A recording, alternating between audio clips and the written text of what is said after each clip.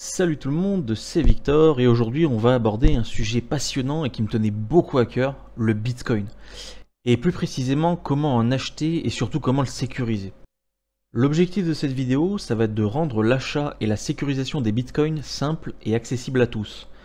Je vais essayer de vous expliquer pas à pas, de la manière la plus claire possible, même si vous n'avez jamais entendu parler de Bitcoin ou que tout ça vous semble compliqué, je serai là pour vous aider. Parce que je vous l'accorde, ça peut paraître un peu intimidant au début, mais vous verrez, une fois qu'on s'y met, ça devient beaucoup plus clair. Pour suivre ce tutoriel, vous aurez besoin de 3 choses essentielles. Un portefeuille Ledger, ce sera le coffre-fort numérique pour stocker vos bitcoins en toute sécurité.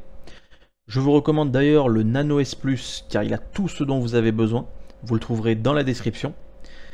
C'est inutile de passer sur le Nano X, il n'a pas vraiment d'intérêt, surtout pour une différence de prix aussi élevée. Vous aurez besoin aussi d'un ordinateur qui vous servira à configurer et gérer votre ledger, et d'un téléphone mobile pour pouvoir valider l'achat de vos bitcoins. Si vous avez tout ça à portée de main, alors vous êtes prêt à commencer. Si ce n'est pas le cas, prenez le temps de rassembler tout ce dont vous avez besoin et revenez plus tard. Nous verrons donc dans ce tutoriel la compréhension des bases du fonctionnement d'un portefeuille Bitcoin, la mise en route du portefeuille matériel Ledger, comment acheter ses premiers bitcoins et pourquoi sur Mon Pèlerin en particulier, et quelques conseils de sécurité basiques mais très importants. Pour bien comprendre comment fonctionne le bitcoin, il est primordial de connaître deux éléments, la clé publique et la clé privée. Imaginez la clé publique comme votre adresse mail. Vous la donnez aux personnes qui veulent vous envoyer des bitcoins. N'importe qui peut vous envoyer un email s'il connaît votre adresse. Et bien là c'est pareil, n'importe qui peut vous envoyer des bitcoins s'il connaît votre clé publique. La clé privée en revanche, elle est comparable au mot de passe de votre adresse mail. Sauf qu'au lieu d'être un mot de passe que vous choisissez, elle vous est fournie sous forme d'une phrase secrète composée de 24 mots uniques. Cette phrase garantit une sécurité maximale pour vos fonds. Dans les deux cas, la clé publique et la clé privée vous est fournie. Vous ne la choisissez pas pour des raisons de sécurité. Maintenant, vous pourriez me demander, est-ce que je dois taper ces 24 mots à chaque fois que je veux faire une transaction? Heureusement, non. C'est là en fait que la Ledger intervient. Pour vulgariser, on pourrait dire que le dispositif, il saisit automatiquement cette phrase de 24 mots pour vous à chaque transaction. Bon, en réalité, le processus est un peu plus complexe et technique, mais c'est une image simplifiée que je vous donne pour que vous ayez une idée de son fonctionnement. L'essentiel à retenir là-dedans, c'est que vos bitcoins restent en sécurité et votre clé privée reste hors ligne, et vous n'avez pas à vous soucier de saisir cette longue phrase à chaque fois. Et le plus beau dans cette histoire, c'est que votre clé privée ne sort jamais, et j'insiste bien sur jamais, de votre appareil, même au moment d'une transaction. C'est justement en fait ce qui rend la Ledger aussi sécurisée. Autrement dit, même si votre ordinateur est compromis, vos bitcoins restent en sécurité, tant qu'évidemment vous ne faites pas n'importe quoi avec votre Ledger. Nous allons maintenant donc initialiser notre Ledger pour la toute première fois. Donc là, elle est complètement vide, elle est toute neuve. La première étape, évidemment, vous la branchez à votre ordinateur. Hop, on va attendre qu'elle démarre. Voilà. Donc là, il nous dit qu'on est la bienvenue, etc. Il vous explique en fait les principes de base, donc c'est-à-dire vous avez que deux boutons en fait sur la Ledger, vous avez rien d'autre, hein, deux boutons. Un pour aller naviguer vers la droite et un pour aller naviguer vers la gauche. Et quand vous appuyez sur les deux en même temps, c'est pour valider. Donc on va vers la droite, voilà, il vous explique évidemment. Hop, on va continuer. Appuyez sur les deux boutons, blablabla. Alors, télécharger Ledger Live maintenant. Alors non, Ledger Live, on va le faire par la suite. C'est le logiciel pour pouvoir gérer sa Ledger depuis l'ordinateur. Donc pour l'instant, on n'en est qu'à l'initialisation. On ne va pas l'utiliser tout de suite. On l'utilisera sur la séquence juste après. Donc on continue. Configurer comme un nouvel appareil. On valide. Choisissez un code PIN de 4 à 8 chiffres. Valider. Alors, moi évidemment pour la vidéo, je vais mettre un mot de passe bidon. Vous, je vous conseille vraiment de mettre plutôt 8 chiffres. Je ne vais pas rentrer dans les détails pourquoi, mais en gros, si quelqu'un tente de craquer le mot de passe, il aura beaucoup plus de difficultés avec 8 chiffres. Donc moi je vais mettre juste 1, 2, 3, 4, on s'en fout, c'est pour laisser. Hop, voilà, valider. On le confirme. Donc 1, 2, 3, 4 et on valide. Voilà, donc là en fait il va vous demander d'écrire votre phrase de récupération, donc en fait votre clé privée. Donc on valide. Là il vous explique que justement le device il va générer votre clé privée de 24 mots. Donc c'est ça en fait qui est super important, c'est qu'en fait c'est vraiment le device lui-même qui la génère et c'est pas un ordinateur. Comme ça en fait c'est toujours déconnecté du réseau, c'est le gros avantage et c'est ça qui fait que justement la Ledger est très sécurisée. Donc blablabla, cette phrase est la seule sauvegarde. Donc voilà, il vous explique évidemment que c'est la seule et unique sauvegarde, qu'il faut bien la noter et surtout bien la cacher. Parce que je vous rappelle que la personne qui vous dérobe cette clé privée aura vraiment accès à tous vos fonds. Donc faites vraiment très attention, cette phrase vous ne la donnez surtout à personne.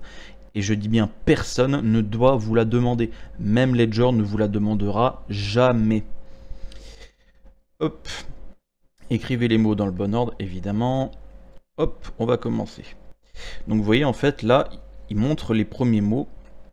Donc en fait, il va falloir les écrire les 24. Donc vous voyez, hop, on va jusqu'à la fin. On a 24 mots. Donc là, je vais couper évidemment parce que ça va être un peu long. Je vais aller les noter, puisque justement, après, pour confirmer, il va me demander de les retaper un par un sur le device directement pour être sûr.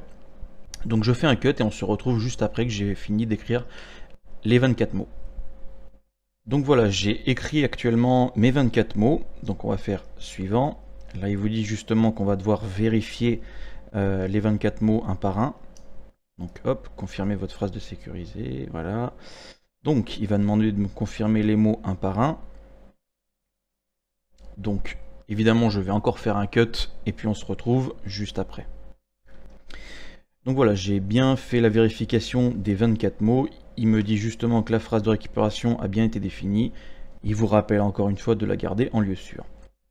Si elle est perdue ou oubliée, tous vos actifs seront perdus à jamais. Ça c'est très important, je sais que je me répète, mais vraiment gardez ça bien en tête que la clé privée, il faut la cacher. Et ne la perdez surtout pas. Voilà, il vous dit justement qu'il faut aussi ne jamais la partager, etc., etc. Donc on va maintenant continuer. Donc là il est en train justement de mettre en route la Ledger, et voilà, votre nano est prêt. Accéder au tableau de bord, c'est parti. Donc voilà, là on arrive donc à la page d'accueil de la Ledger. Pour l'instant il n'y a rien dessus, c'est normal, il va falloir justement installer l'application Bitcoin. Ne vous inquiétez pas, on va regarder ça ensemble avec directement le logiciel Ledger Live qu'on va aller installer tout de suite et configurer. Donc nous voici sur l'ordinateur pour pouvoir installer l'application Ledger Live. Donc la première étape, on va aller sur le site officiel de Ledger. Je vous mets évidemment un lien dans la description pour que vous puissiez le télécharger. Assurez-vous juste bien avant d'être toujours sur le site ledger.com et surtout pas un autre, il n'y en a qu'un seul. Il y a beaucoup d'arnaques qui circulent avec des faux sites Ledger. Donc passez par le lien dans la description pour être sûr. Une fois qu'on est là, donc on va télécharger l'application. Donc là, vous choisissez votre système d'exploitation. Moi, je suis sur Windows. Hop, on l'enregistre. On le lance. On l'installe. Hop. Et voilà. Donc on va lancer Ledger Live, c'est parti. Maintenant ça, on peut fermer. On n'en a plus besoin. Donc nous voilà sur la page d'accueil du logiciel Ledger Live. On va cliquer sur le gros bouton Commencer. Là, il va vous demander évidemment votre Ledger. Moi, je vais prendre la Nano S+. Vous choisissez en conséquence. Hop. Là, on va cliquer directement sur connecter un Nano S+, puisqu'on a déjà fait l'initialisation de la Ledger, donc on n'a pas besoin de faire configurer. Donc, connecter. Là, c'est la première étape qui va en fait vérifier l'authenticité de la Ledger pour être sûr que vous n'ayez pas acheté, sans le savoir évidemment, une contrefaçon d'une Ledger. C'est ça qui est très important. Donc, on va faire vérifier mon Nano. Là, sur la Ledger, vous allez cliquer donc sur les deux boutons pour autoriser la connexion avec Ledger Live. Hop. Et voilà. Là, il vous dit c'est bon, la Ledger Live, enfin la Ledger pardon, est bien authentique et on peut l'utiliser. Donc on va faire continuer. Voilà, donc ça c'est la page d'accueil. Donc dès que vous allez l'ouvrir Ledger Live à chaque fois, ce sera cette page là. Donc on va commencer par créer en fait un compte Bitcoin. Donc vous allez cliquer sur ajouter un compte. Cryptoactif, donc là vous choisissez dans la liste Bitcoin. Continuez. Là justement, il va vous dire que vous n'avez pas l'application Bitcoin, c'est normal. On va lui dire de l'installer tout de suite. Bah, d'ailleurs, en fait, il le fait directement. Vous voyez, chargement en cours. Ça veut dire en fait qu'il est en train d'installer l'application Bitcoin. Voilà, ça y est. Donc là, il vient de l'installer. Donc on va faire ouvrir. Il faut toujours en fait confirmer sur le device directement, justement pour une énorme couche de sécurité supplémentaire. C'est normal. Donc là, en fait, il est en train de chercher justement les clés publiques comme on a vu dans l'introduction. Du device, donc pour pouvoir ensuite la transférer aux personnes qui veulent vous envoyer du Bitcoin. Donc là en l'occurrence évidemment comme la Ledger est toute neuve, il n'y en a qu'une, donc vous pouvez lui donner un nom spécifique. Moi je vais juste l'appeler Bitcoin tout court. Alors de base ça c'est bien, il vous met directement en native Segwit. Si jamais vous cochez cette case, vous allez voir en fait vous allez avoir plusieurs on va dire entre guillemets versions de Bitcoin. Je vais pas rentrer dans les détails parce que c'est assez complexe. Faites juste en sorte d'être toujours sélectionné uniquement sur Native Segwit. Pour faire simple, ça va être en gros la compatibilité maximale va être toujours sur Native Segwit et c'est aussi grâce à ça que vous allez avoir les frais les moins élevés. Donc retenez simplement qu'en fait il va vous falloir rester sur Native Segwit. Donc Native Segwit, cocher, ajouter. Voilà, il vous dit compte ajouté, donc on peut cliquer sur terminer. Maintenant, on va aller sur le petit onglet compte. Et là, on voit le compte qu'on vient de créer. Donc on va cliquer dessus. Et là, il dit évidemment qu'on n'a rien. Donc on va générer, enfin plutôt, on va voir notre clé publique. Donc on va cliquer sur recevoir. Compte accrédité, et bien toujours le Bitcoin que j'ai appelé comme ça avec Native Segwit. Continuer. Là, il va encore évidemment vous demander de confirmer sur votre Ledger. Voilà, donc ça, c'est votre clé publique. Donc c'est celle-là que vous allez devoir partager aux autres personnes qui veulent vous envoyer du Bitcoin. En fait, là, il vous le met aussi sur la Ledger. Donc vous voyez, pour vérifier que ce soit évidemment la même clé publique que vous voyez aussi bien sur le logiciel que sur la Ledger. Donc vous vérifiez bien lettre par lettre, enfin plutôt caractère par caractère pour vérifier. Là, vous pouvez donc du coup la copier facilement et la noter quelque part, la coller quelque part. Une fois que c'est fait, vous pouvez tout simplement cliquer sur approuver. Et voilà, adresse partagée en toute sécurité. Donc ça veut dire que vous avez bien votre clé publique. Donc on va pouvoir cliquer sur terminer. Donc voilà, c'est terminé pour la configuration de Ledger Live. Donc maintenant on va pouvoir passer à l'étape d'après, acheter son Bitcoin sur Mon Pèlerin de manière très facile. Nous allons maintenant voir comment acheter ses premiers Bitcoins en passant par Mon Pèlerin. Pourquoi cette plateforme en particulier? Parce que déjà elle est extrêmement simple à utiliser, mais surtout vous n'avez pas besoin de vous inscrire ni de passer par une vérification KYC. Vous savez, le KYC c'est le fait de devoir remplir plein de formulaires avec votre nom, votre prénom, votre adresse, etc. Sur Mon Pèlerin, vous avez juste besoin d'un numéro de téléphone mobile et d'une adresse mail. En revanche, sans identification, vous serez limité à 1000 € par jour, 15 000 € par mois et 100 000 € par an. C'est assez pratique, mais attention, si vous voulez dépasser cette limite, il vous faudra obligatoirement passer par le fameux KYC. Et la petite cerise sur le gâteau, pour vos premiers 500 € d'achat sur une année, c'est 0 frais. Si vous dépassez cette somme, les frais monteront à 1,30% maximum par transaction. Si vous voulez plus de détails, je vous mets un lien dans la description qui redirige vers la page des tarifs de la plateforme. Et évidemment, c'est une plateforme qui est régulée en Suisse, donc on est vraiment sur du sérieux. Personnellement, j'achète dessus les yeux fermés. C'est parti, nous allons donc nous rendre sur le petit widget de Mon Pèlerin. Je vous mets un lien dans la description pour que vous puissiez y accéder facilement. Et vous allez voir, une fois que vous allez arriver ici, ça va être très simple. Vous rentrez simplement ici le montant en euros que vous souhaitez envoyer. Et ensuite, vous cliquez sur Acheter BTC. Là, vous allez mettre votre numéro de téléphone mobile comme je vous l'ai dit précédemment. Donc, hop, suivant. Là, vous allez rentrer le code que vous allez recevoir par SMS. Donc, 73 69 32. Et vous faites suivant. Une fois que vous avez cliqué sur suivant, il va vous demander votre adresse mail. Moi, évidemment, il ne me la demande pas parce que je l'ai déjà fait. Surtout, faites attention de bien noter votre adresse mail. Si jamais vous vous trompez, c'est assez compliqué de la changer par la suite. Donc, assurez-vous de l'avoir noté correctement et ensuite vous cliquez sur suivant. Une fois fait, vous allez arriver ici sur l'adresse de réception. Avant ça, sur la Ledger, assurez-vous de bien avoir lancé l'application Bitcoin. Donc hop, voilà, quand c'est marqué Bitcoin is ready, c'est que c'est bon. Une fois que c'est fait, donc on va cliquer sur Ledger. Ici, vous allez cliquer sur votre Ledger dans la petite fenêtre qui apparaît et vous allez cliquer sur Connexion. Vous attendez un petit peu, voilà. Et là, vous voyez justement qu'il y a mon adresse qui est apparue, donc l'adresse qu'on a vue précédemment lors de l'initialisation de la Ledger. Donc assurez-vous quand même que ce soit la bonne adresse, mais normalement il n'y a pas de raison que ça ait changé. Vous cliquez sur Valider cette adresse. Là, il va vous demander justement de signer un message sur la Ledger elle-même. En fait, c'est pour prouver à mon pèlerin que vous êtes bien détenteur de cette adresse.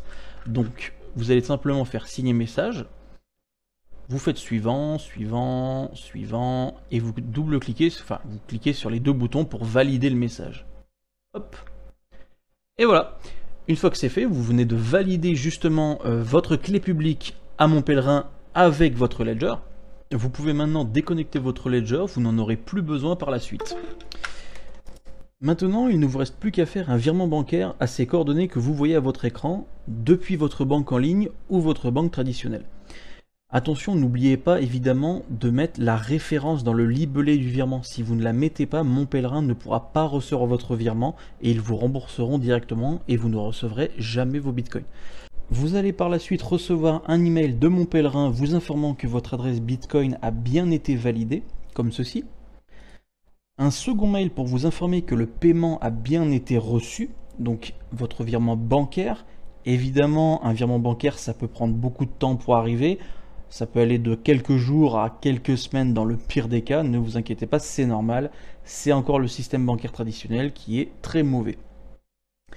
Et enfin, un dernier mail pour vous résumer votre transaction une fois que vous l'avez reçu. À partir du moment où vous recevez ce mail, vous pouvez lancer votre application Ledger Live pour voir en direct si vous avez bien reçu le paiement de vos bitcoins. Avant de conclure ce tutoriel, je tenais à vous rappeler quelques points essentiels et quelques conseils pour garantir la sécurité de vos bitcoins avec votre Ledger. Premièrement, la sécurité de votre phrase de 24 mots. Je sais que je me suis beaucoup répété sur ça, mais il est vraiment important de le garder à l'esprit. Ne partagez surtout pas votre clé privée avec qui que ce soit et gardez-la dans un endroit sûr.